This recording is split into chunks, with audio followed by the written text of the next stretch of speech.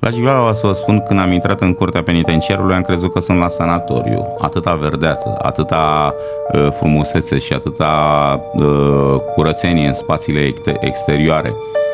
Asta am văzut-o prima dată din mașină. Pe urmă am coborât, m-a dus, am fost verificat, măsurat, cântărit și așa mai departe.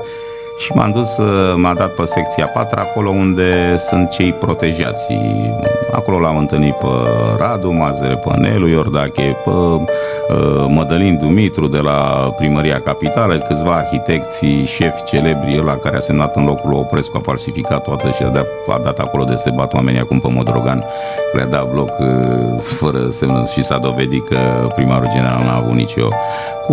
Cum ziceau ăia la închisoare cu VIP-uri. Nu. Unde a stat și domnul Rebenciuc, unde a stat și Adrian Stase, unde au stat frații Becali, Borcea și așa mai departe. Acolo... Vă rugați și dumneavoastră ca... Ce spuneți? Gigi Becali...